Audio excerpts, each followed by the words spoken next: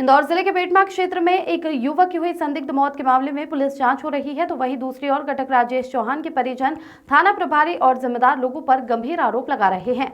मंगलवार को बड़ी संख्या में लोग ग्रामीण आईटी कार्यालय पहुंचे, जहां और आरोपियों के फोटो की तख्तियां लिए मक्का के परिजनों ने पुलिस अधिकारी के सामने आए और न्याय की मांग की और आरोपियों की गिरफ्तारी की भी मांग की। मामले में अखिल भारतीय एम्प्लॉय महासंघ के इंदौर जिलाध्यक्ष लखन खेड़े भी मौजूद रहे, जहां उन्होंने भी न्याय के लिए मीडिया के सामने अपनी बात रखी। सतीश शर्मा की रिपोर्ट। पूर्व हमारे राजेश चौहान जी जो बेटमा के हैं, उनकी खानपुरा में 3 बीघा जमीन थी। खानपुर में 3 बीघा जमीन थी। वहाँ पर वहीं के जो वर्चस्व वाले लोग थे, राजनीतिक लोग थे, उन्होंने उन पर उस ज़मीन पर कब्जा कर लिया था और वो ज़मीन उनके नामे करने के लिए आए दिन दबाव प्रभाव बना रहे थे। और दबाव प्रभाव बनाने के साथ साथ 5 तारीख को उन्होंने ज़बरदस्ती उनको समझौते के लिए बुलाया, कहीं से भी राजनीतिक दबाव बना और उनको जहर पिलाया या उन्होंने पिया, अभी तो ये जांच में चल रहा है। लेकिन आरोपियों के ऊपर 306 का प्रकरण तो दर्ज हो चुका है। अब हमारा शासन प्रशासन से मांग ये और आईजी साहब से मांग ये है, आईजी साहब नो डाउट बहुत अच्छे व्यक्ति और उनकी गिरफ्तारी भी करेंगे। अभी सिर्फ मात्र एक व्यक्ति की गिरफ्तारी, जो अन्य जो 7 से 8 जो आरोपी उनकी अभी तक गिरफ्तारी नहीं हुई है। तो हमारी मांग ये है कि जब कोई एक नॉर्मल व्यक्ति होता है, जैसे एक चोर भी होता, तो चोर के घर वालों को उठाया जाता, रात में उठाया जाता कि नहीं उठाया जाता? तो भैया वो ऐसा क्या दबाव प्रभाव आ रहा है कि उन लोगों को अभी तक गिरफ्तार नहीं किया जा रहा है? भाई उनको गिरफ्तार करना चाहिए।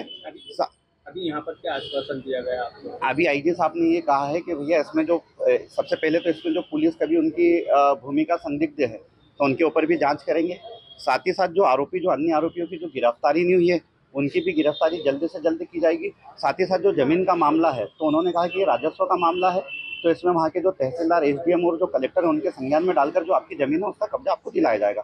साथ ही साथ इसमें एक चीज़ और भी है, वीडियो फोटोज में अन्य लोग भी आ रहे हैं, है ना, अन्य लोग भी आ रहे हैं। जैसे 2-4 नाम हैं, मेरा ये है कि इन 2-4 नामों की भी जांच हो। उसमें जैसे पवन गोस्वामी भी दिख रहा है। देखिए, हम किसी को आरोपी नहीं बता रहे हैं, लेकिन क्या होता है कि जब कोई व्यक्ति कहीं खड़ा होता, क्या होता, तो उसकी भी भूमिका को देखना चाहिए। साथ ही साथ योगेंद्र और ये आदतन अपराधी हैं, पूर्व में आदतन अपराधी हैं। साथ ही साथ दीनदयाल चौबे जो पूर्व में वहाँ पर नगर पालिका अध्यक्ष रह चुके हैं। देखिए, कहीं ना कहीं किसी न किसी राजनेता का नाम आ रहा है। हम किसी राजनेता के और किसी पार्टी के दुश्मन नहीं है, लेकिन कहीं ना कहीं आम व्यक्ति को इन राजनेताओं के द्वारा, पार्टी का जो वर्चस्व रखते हैं, उनके द्वारा इनको प्रताड़ित किया जाता है। तो मेरा ये कि पवन और योगेंद्र और दीनदयाल चौबे कभी उस चीज में संलग्न है, तो इनकी भी जांच की जाए और इनको भी आरोपी बना जाए। मेरा नाम लक्ष्मण खेड़े है, मैं अखिल भारतीय भलाई महासंघ में इंदौर जिलाध्यक्ष।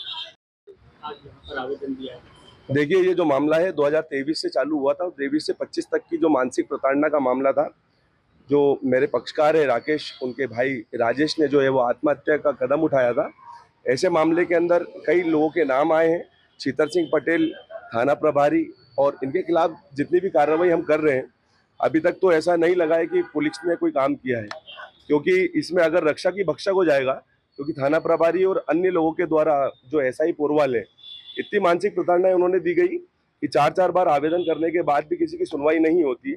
तब ऐसे व्यक्ति ने जो है वो जहर का, विष का सेवन करके आत्महत्या कारित की है, और एक वीडियो उन्होंने उस समय पे बनाया था और वो वीडियो प्राप्त हुआ है। अभी हमने आईजी महोदय को दिया है कि उस पर जांच करें, क्योंकि उसमें टीआई से लेकर अन्य 8 आरोपियों के नाम है। तो ऐसे लोगों पे अगर शिकंजा कसा जाएगा तो लोग पुलिस प्रशासन पे जो उंगलियां उठाते हैं वो उठने से बचेंगी, और यदि अधिकारी ही अगर इस प्रकार से रक्षक के भक्षक हो जाएंगे, मैंने कहा है, तो उनके ऊपर सख्त कार्रवाई होना चाहिए। यदि अगर नाम नहीं आते हैं तो हाईकोर्ट में पिटीशन दायर की जाएगी। बचाने के लिए बिल्कुल राजनीतिक दबाव बनाया जा रहा है, वो कुल मिला के राजनीतिक दबाव है।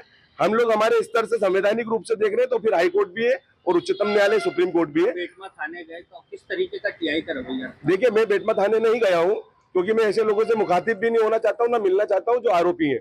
ठीक है, अगर इस प्रकार से उन्होंने किसी को 3rd डिग्री देने का काम किया है, तो मैं आपको बताना चाहूंगा कुछ फोटोग्राफ्स हैं जो ये 3rd डिग्री के हैं। तो आप ये देखिए कि 151 में अगर इस तरीके से मारा जाएगा, इसके बाद उसको पैरालिसिस हो गया, नसें फट जाती हैं पट्टों के मारने से, ये पुलिस समझ ले। और अगर ऐसा संवैधानिक रूप से आप उनका मौलिक अधिकारों का हनन करेंगे, तो हम लोग उच्च न्यायालय और उच्चतम न्यायालय तक आप लोगों को नहीं छोड़ेंगे। आईजी साहब के द्वारा आश्वासन ही दिया गया है कि हम जांच करवाते हैं। जांच तो क्या है कि सब जगह पे वीडियो चल चुका है, और वीडियो को देखते हुए कार्रवाई होना चाहिए, और नहीं होती है तो भी डायरेक्शन पिटीशन हाईकोर्ट के अंदर लगाई जाएगी। मेरा नाम अहमद दरबारी अम्बेडकर, एडवोकेट, उच्च न्यायालय इंदौर। आवाज नहीं आएगी तब चिल्लाना मत। थोड़ा सा रुक जाइए सर, लीजिए रोल। बताए बेटा क्या है मामला पूरा और ये 2023 में मेरे मामा जी ने खानपुर में जमीन खरीदी थी। उसका विवाद मतलब वो कई लोग कब्जा करके बैठे थे। उसमें मामा जी 4 जगह हर जगह आवेदन दे चुके थे, पर आवेदनों पे पुलिस प्रशासन ने ना कोई कार्रवाई की, क्योंकि वो जो कब्जा करके बैठे थे वो राजनीतिक सपोर्ट वाले लोग थे। उनके पास राजनीतिक पावर इतना था कि उन लोगों ने हर चीज हमारी खराब कर दी। अभी मई में मेरे मामा जी वापिस से सीमांकन के लिए गए, वहां से फिर आरआई पटवारी भाग गए तो झूठी 307 हम पे बना दी गई, जबकि ऐसा कुछ वहां पे हुआ नहीं था। बिना जांच के 307 लगा दी। उसके बाद अभी 5 फरवरी को मेरे मामा की जहर से हत्या हो गई है, मतलब जहर खा ली और उनकी मौत हो गई है। अभी तक उसकी कोई कार्रवाई नहीं हो रही है। जहर खा लिया उसके बाद भी हमारी खिलाया जो भी, तो जहर से जो मृत्यु हुई है उनकी, उसके बाद भी आगे में जो कार्रवाई कुछ नहीं हो रही है। एक गिरफ्तार हुआ है, वो भी खुद सरेंडर हुआ है। ये प्रभावशाली लोगों की आप बात कर रहे हैं, उनके नाम बता सकते कौन है वो? इसमें 8 आरोपी है जो एफआईआर में नाम दर्ज है, और जो 2 है एसआई संदीप पोरवाल और संजय थाना प्रभारी संजय सिंह हिंडोलिया। ये लोग, इन लोगों के पास कई बार मामा जी मिलने गए। इन्होंने मामा जी को इतना डराया कि तुमको जिला बदर कर देंगे, तुम ज्यादा तेज नहीं चलो। उल्टा बोला। हर चीज का मेरे पास रिकॉर्ड है, मैं आपको रिकॉर्ड भी दिखा सकती हूँ। और बाकी जो 8 लोग अभी एफआईआर में नाम दर्ज है वो है महेशपुरी, उदयपुरी, ममता पटेल, सुनीता पटेल, चितरसिंह पटेल, मुकेश पटेल, शुभम पटेल और अशोक चौहान। इसमें से सिर्फ एक गिरफ्तार हुआ है अभी। अब आप यहाँ पर आवेदन देने हैं, क्या कार्रवाई की? हमने 48 घंटे और है कि ठीक है सर, आज 20 दिन हो गए मेरे मामा जी की मौत हुए, अभी तक कोई कार्रवाई नहीं हुई है, तो 48 घंटे हम और वेट करेंगे। अगर कोई गिरफ्तार नहीं होता है तो फिर हम हमारा धरना करके जो भी होगा हमसे, अब हम आगे चांस नहीं दे सकते। हमारे स्थानीय विधायक मनोज पटेल जी के पास गए और अपनी पीड़ा लेके? मनोज पटेल सब मिले हुए हैं उनसे, महेशपुरी, और ये उनके पास पूरा पावर है, राजनीतिक पावर उन्हीं को मिल रहा है। तो क्या आपका कहना ही है कि मनोज पटेल की इसमें भूमिका है? हाँ, मनोज पटेल महेशपुरी का बहुत चहीता ही है। मतलब उनकी आपस में बॉन्डिंग अच्छी है। अब ये नहीं पता हमको कि वो मिले हुए हैं कि उनको बचा रहे हैं, पर बचाने में उनका हाथ हो सकता है। नहीं, आप अपनी पीड़ा लेके गए थे उनके पास? नहीं, हम नहीं गए। मामा जी गए थे मेरे। आपका नाम? जागृति वर्मा। सर, कुछ लोग ज्ञापन देना आए थे, क्या है पूरा मामला? किस मामले में ज्ञापन देने आए थे? बेटमा का एक मैटर है जिसमें एक व्यक्ति ने सुसाइड किया है। इन लोगों का आरोप है कि उनके सुसाइड के पीछे बहुत सारे लोग का हाथ रहा है उसमें, और एक किसी ज़मीन का विवाद था, उस डिस्प्यूटेड ज़मीन है या फिर उसका रेवेन्यू से कोई जो मैटर है, उस मैटर में 2 पक्षों में मारपीट हुई थी, उसमें केस भी रजिस्टर हुआ था। उसके बाद के मैटर में किसी कारण से उस व्यक्ति एक पक्ष के व्यक्ति ने सुसाइड कर लिया है। उसके परिवारजन जो हैं उनके साथ कुछ लोग आज ऑफिस में आए थे। उसका कुछ इश्यूज़ थे कि इन्वेस्टिगेशन पूरा किया जाए और जल्द से जल्द लोगों को, आरोपी जो हैं उसमें को अरेस्ट किया जाए।